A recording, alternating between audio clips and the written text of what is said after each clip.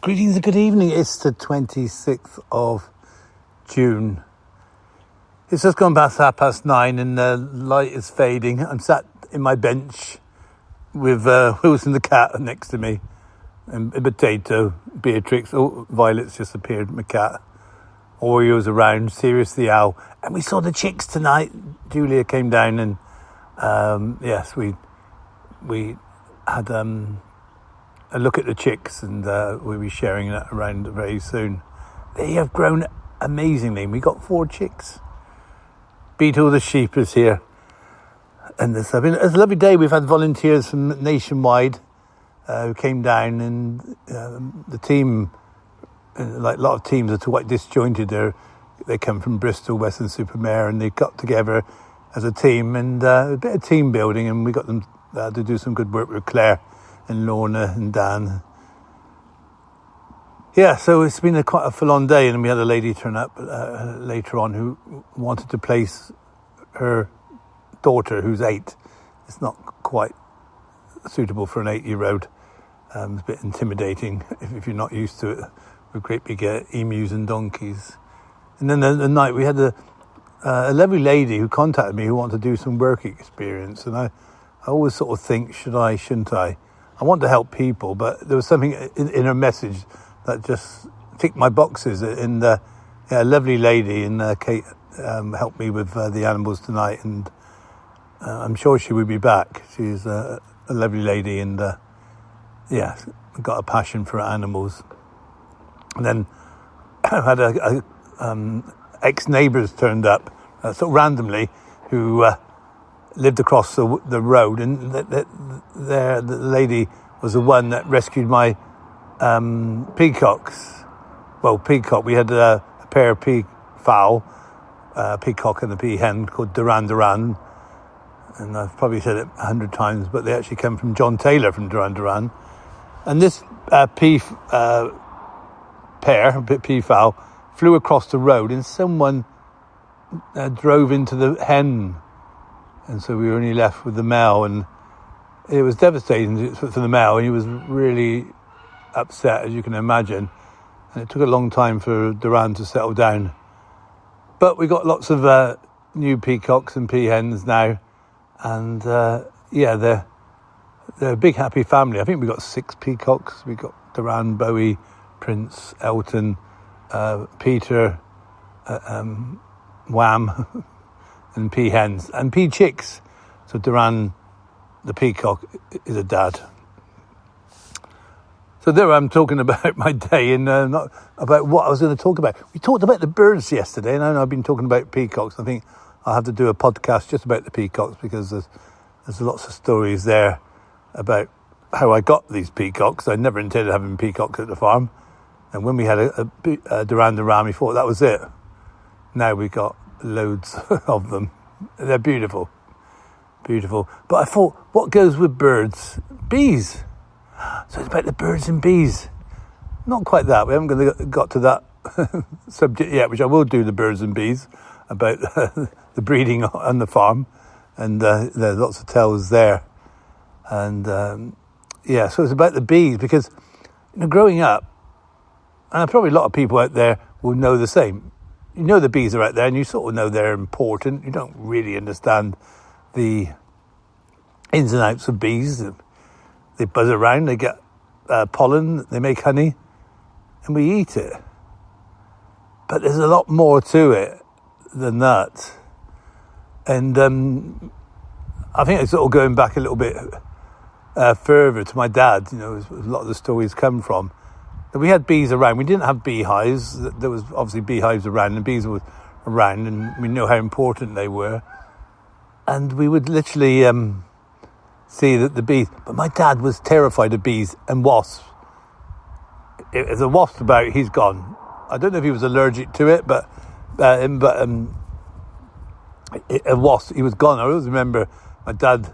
We had a tractor, a Ford tractor, and we had one with a cab on. It was the sort of first one that we had with a cab on. Dad loved it in there, shut the doors up, keep the draft out, and off you go doing the work. And a wasp got in there, and my dad just jumped out the tractor. he didn't turn it off. He didn't wait to turn it off. He got the tractor, and the tractor ended up bottom of the field into a ditch, which is stalled. And I had to go and rescue the tractor because my dad was not going to go in there because there's been a wasp in there. Didn't worry about me going in there, but I think I remember being stung quite a few times. Sometimes I remember standing on a wasp, or it might have been a bee, but anyway, it was a painful sting. And so I had a lot of stings, not on purpose, but it showed that I wasn't reacting to the bees, because it can be a problem, as you may well know. And quite a few people come down here are very wary of bees, and so you should be. But a bee will only sting if it really has to, because when the bee stings, that's it. It is no more. Whereas a wasp can go, I'll get you, over and over again.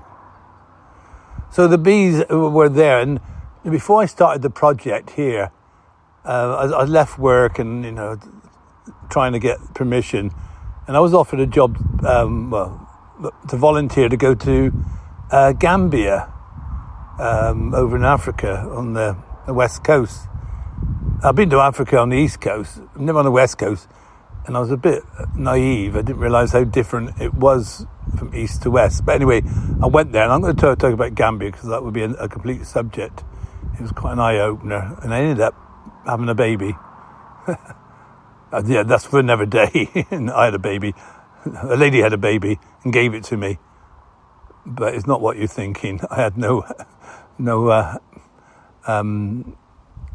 was not involved in the production.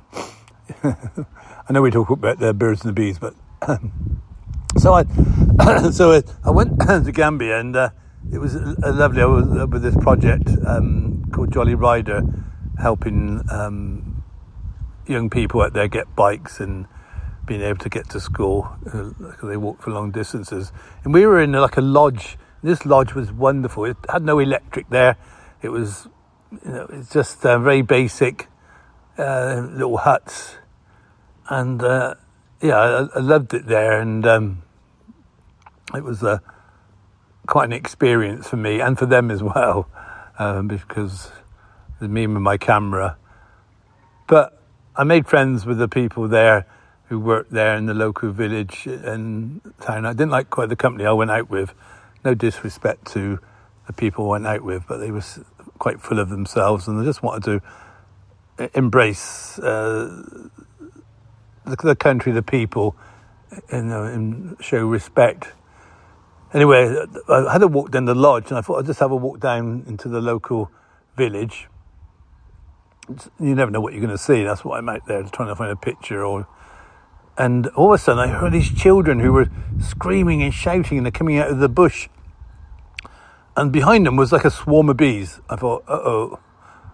I learned in the past to keep calm. And we have a beekeeper friend, and he said, look, it's difficult, but don't panic.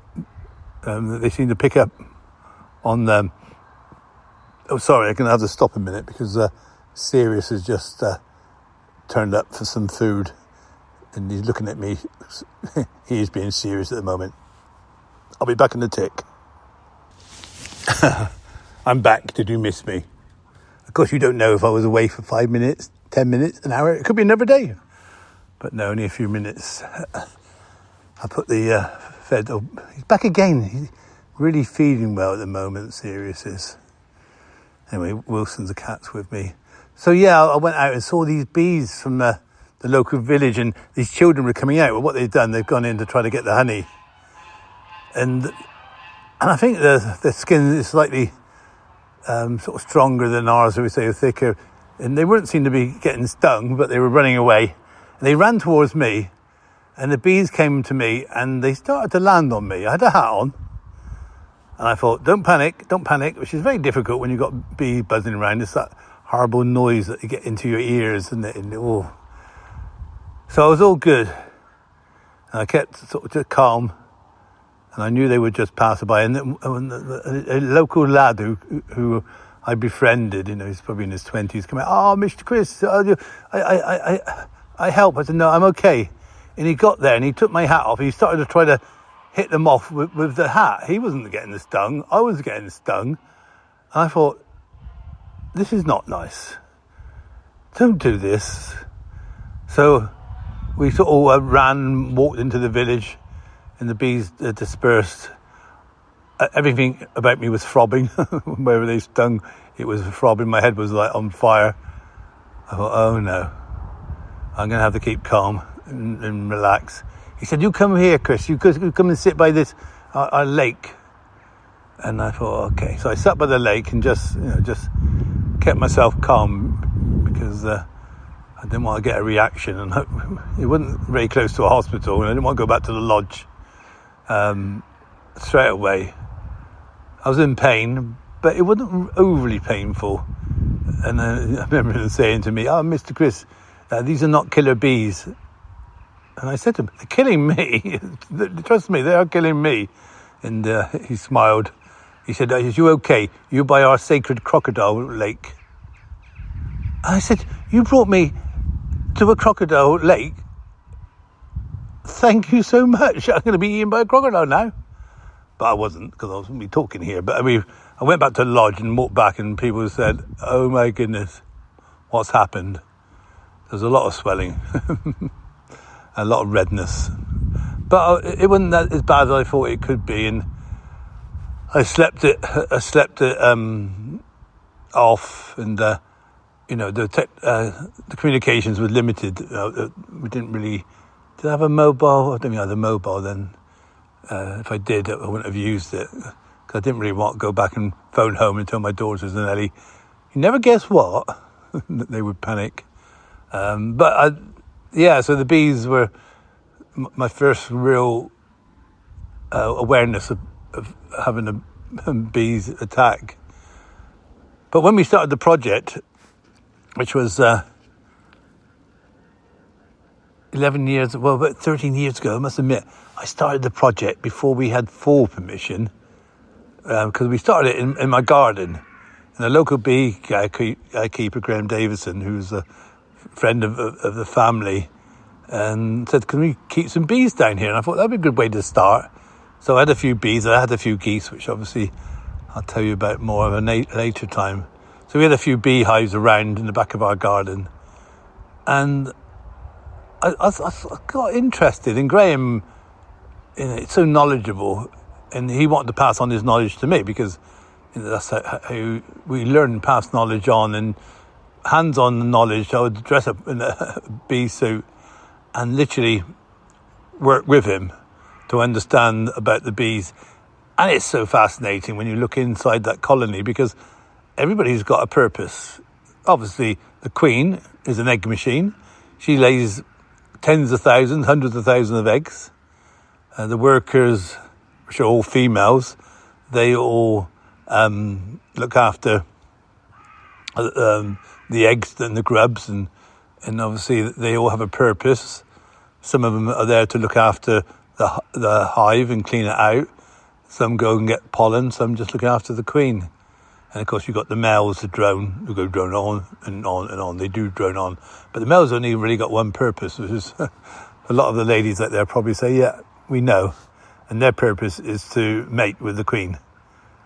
And it's quite fascinating, even that, because once a male mates, that's it. His life is over. He's completed what he was here for. So you can imagine being that wonderful drone thinking, I'm going to be a dad. Yes, this is amazing, amazing. Making love on the wing. And then thinking, oh, I don't feel very well. And that's it.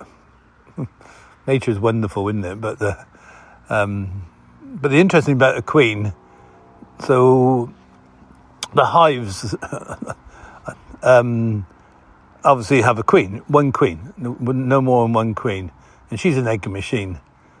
But when the queen gets older, she's replaced, and what they do, they will get the larvae, and they create queen cells, and they feed royal jelly to these larvae, and they make about half a dozen of these, or a dozen, shall we say, of these queen cells.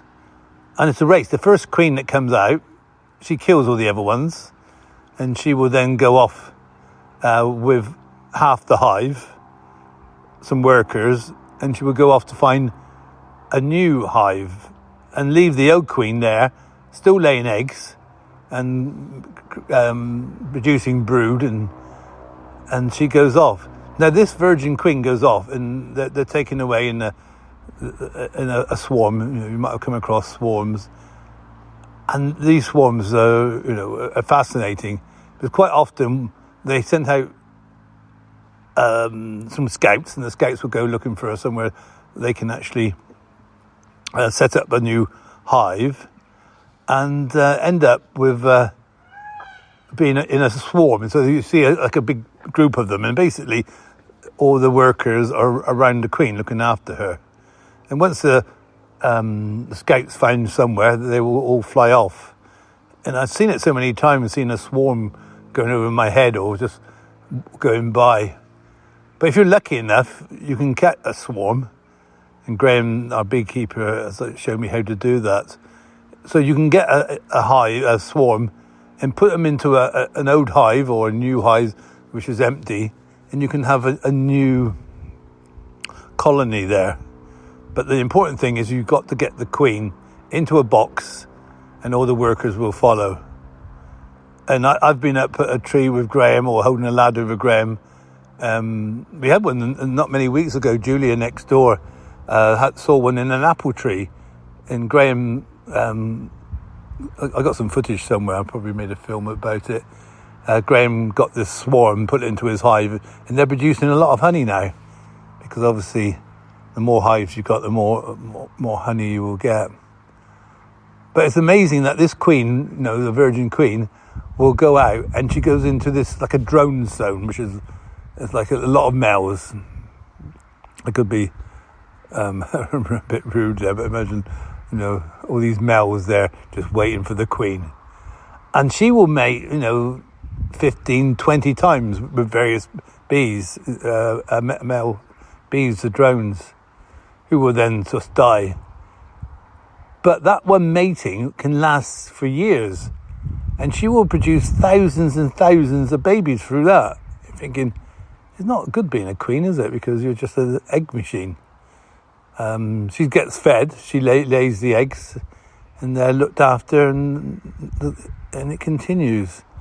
But the whole organisation, if we could be as organised as bees, we'd be a better world, shall we say. Everybody's got a place, and they set these hives up, they create these honeycomb, they work long hours, and I think in the summer, Graham said that some bees will only survive 6 weeks because they work themselves to death, but so many are produced.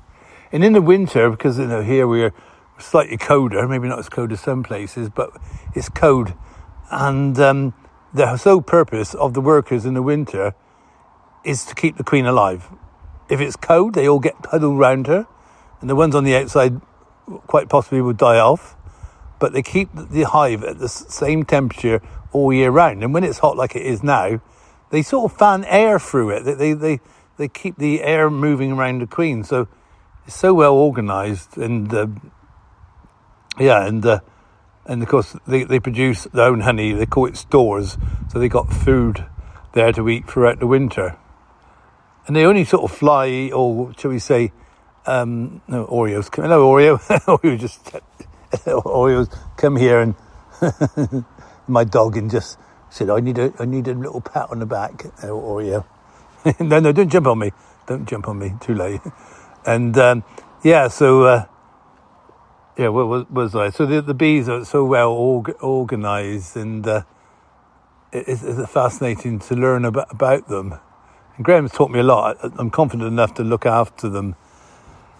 So they keep them alive through the winter and through the summer, and I just admire them. And they communicate to each other, do little dances to show the others where the pollen is, where they can get the best food. The only downside that they can get attacked by wasps later on in the year, because the wasps will eventually, once they get thrown out of their nests, will start foraging, and they try to go and get the honey. And of course, the wasp can keep stinging, where the bees can only sting once. So, yeah, it is a tough time for the bees. And there's a mite called the Varroa mite, which has come in from abroad, and it can kill the complete colonies. So there's a lot of maintenance to do, and you can treat it, but I think a lot of the problem is that this country, like probably a lot of countries, imported cheap honey, and then with that honey comes issues, and the Varroa mite is one of them. One thing I was always told about is that when bees swarm, they're not going to sting you.